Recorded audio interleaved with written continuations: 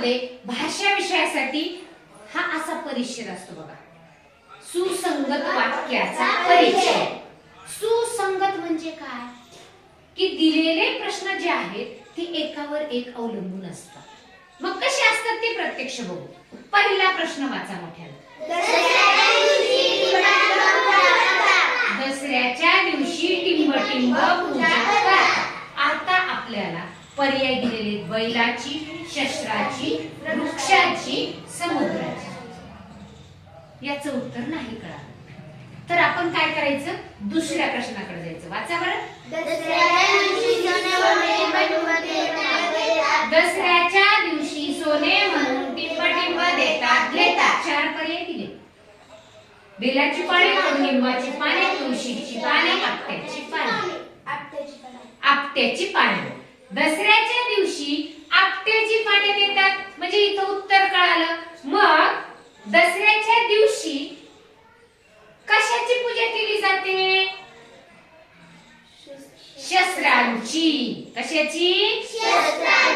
शस्त्रांची पूजा केली जाते. बघा म्हणजे याचं उत्तर असणार आहे 2 नंबर. बघा तुम्ही अजून पहा. आपली हिंदू संस्कृतीमध्ये प्रत्येक सणाला वेगळं महत्व आहे. दसऱ्याच्या दिवशी सोने म्हणून कोणती पानं दिली जातात?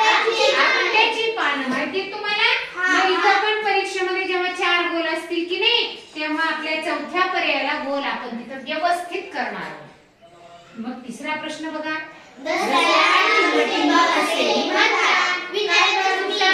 विजयादशमी. मग पर्याय क्रमांक 2. या पद्धतीने आपल्याला पर्याय क्रमांक 3 बरोबर आहे. पर्याय क्रमांक काय असणार आहे? 3. छान. बघा कोणताही परिच्छेद येऊ, कोणता पण, काय म्हणले मी नीट लक्ष द्या. आता हा एक उदाहरणादाखल घेतलं. कोणताही परिच्छेद आला तर आपल्याला सुसंगत एक प्रश्नाचं उत्तर नाही आलं दुसऱ्या प्रश्नाकडे जायचं.